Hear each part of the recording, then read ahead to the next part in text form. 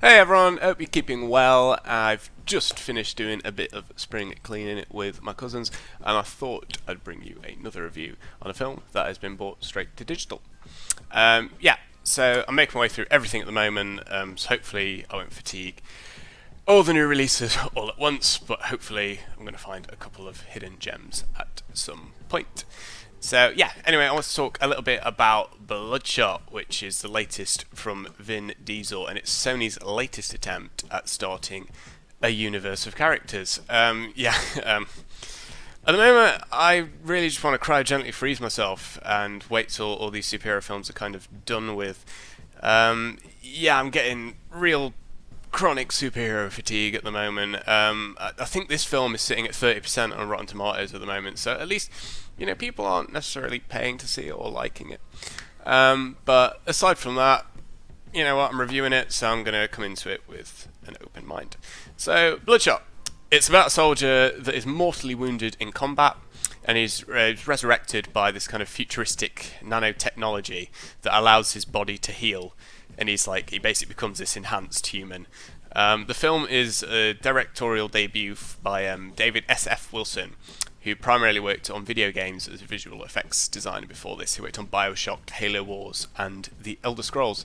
So the guy is clearly very talented at kind of, creating these exciting kind of action-packed environments and stories. Film-wise, he works as a visual effects artist on Age of Ultron as well, which in 2015 that was a fantastic-looking film. So yeah, kudos to the guy. He clearly has a lot of technical talents. And I say technical talents because, unfortunately, in this case, it's actually proved counterintuitive to give him a shot at directing because he really struggles to get the best out of his performers.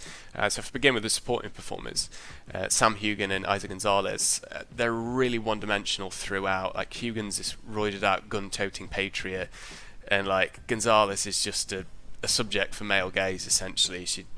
Her character never arcs or does anything interesting. She's completely pointless. So that's even before kind of getting into Vin Diesel's character, who continues as ever to Vin Diesel continues to find himself in these projects that are aimed just solely at teenage boys. The frustrating thing is he's not actually a terrible actor. He's proved that he can play these really menacing and intimidating characters in the Riddick films. And he definitely has a lot of potential under a good director, and I actually really want to like him. But in this, it's just Vin Diesel doing more Vin Diesel. And if that's your bag, then you're going to have fun with the film. If you're a fan of the Fast franchise or the Triple X movies, you're going to have a laugh with it. But for me, it's personally getting a bit tiring and tedious, and I'm not really that fussed about it anymore.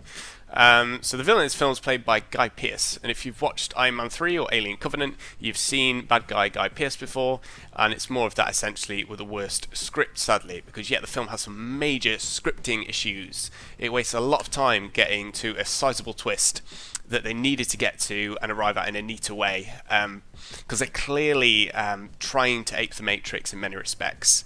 But that film, as opposed to this one, tackles more significantly these ideas of agency, reality, and memory in a much more kind of developed way. This film sure has a cool twist, but it's 2 hours long, not 2 minutes. And if you've watched the trailer, you will have had this kind of major twist ruined for you already.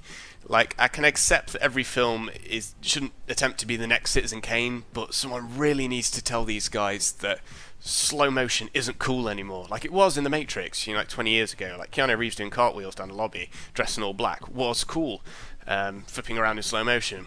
But they wrote a great story, and then they could have those cool visual effects, and they really complemented each other. But in this movie, they just have slow motion sequences that they just kind of chuck in, and it kind of feels like they're actually just padding the runtime of the film, which is never a good thing.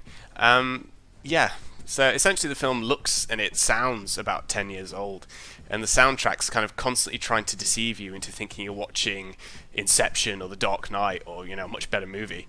Or something altogether more epic, which just kind of aids in it all feeling more ridiculous because the pieces don't actually quite fit together.